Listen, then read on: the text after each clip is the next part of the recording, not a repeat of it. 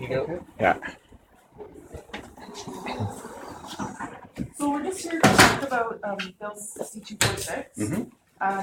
My name's Marlene. I'm with the Vancouver Animal Defense League. I did write a letter, but I didn't hear back. Do you have a copy of the letter? Yeah, I do. Right here.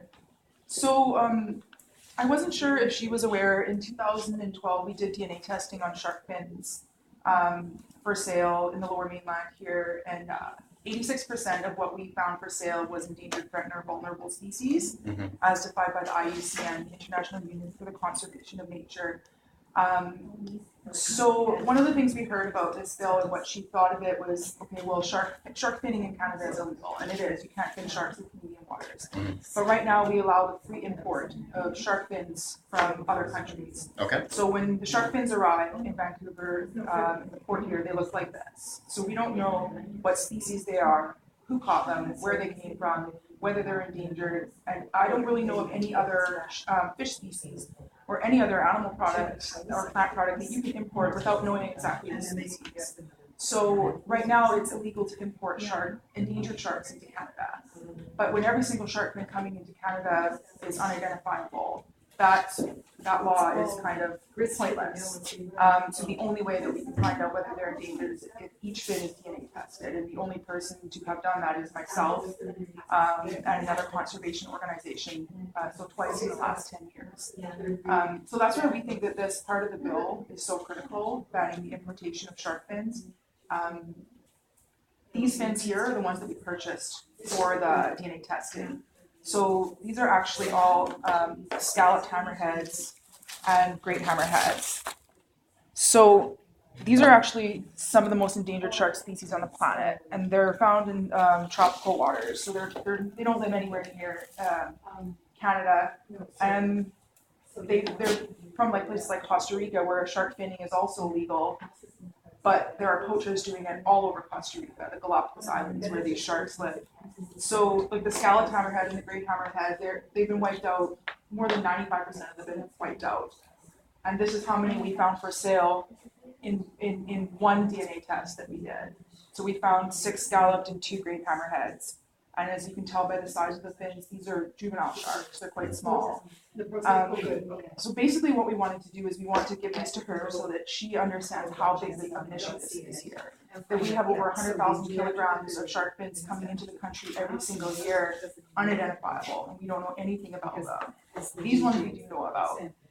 And when you see, each of these is an endangered shark, that's shocking. And we only bought 100 fins. And this is how many were critically endangered sharks. So I think that it's great that shark finning is illegal here, but I think that in order to prevent endangered sharks from coming into the country that have been finned illegally in other places like Costa Rica that are struggling to fight poachers, we need to have a complete ban on the importation of shark fins. And if it's not with Bill C-246, I hope that it's something that she would look into for a future bill. Definitely. Well, I will gladly take that stuff in and give it to her. That would be great. Is there a place that do you guys have contact information? Or? Yeah, I can actually, I didn't put it on that letter, but Do you mind putting it on the letter too? Yeah, that Okay, would sure. be great.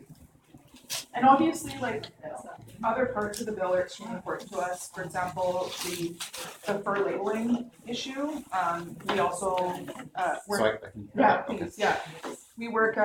We fight against the fur trade in Canada, and in places like Winners, you can go in and find a jacket with fur on it, and it will say nothing about whether it's real, whether what country the animal came from, so that you have these people that at the very least they deserve to know whether they're buying real fur or whether they're buying fake fur. Okay. And that's not even the case in Canada right now because it's not legally required to label fur products, and it's mostly an issue in small with cheaper fur, where people automatically assume that it's fake because it's only a $50 jacket, but in most cases it's actually real.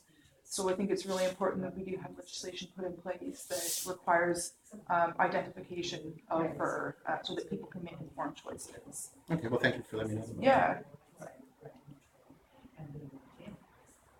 I did have my contact information on the letter that I originally sent, but Okay, well, I'll follow up on that. Marlon? yes. Okay.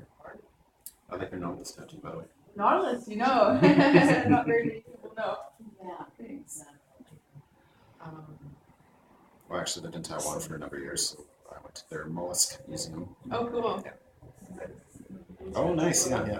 What's that one called again? Sea slug. Yeah, it's the one that's multicolored, right? Yeah, beautiful. There you go. All right, thank you. so much for listening to us. We really No problem. appreciate that. That's what we're here for, so. Yeah. Thank you. You're welcome. Thank you. This is about business card in case the minister have any response. Okay, I'll take this in as well. Okay, James phone. yes. Tiffany. 谢谢。Thank you. Thank you. Thank you.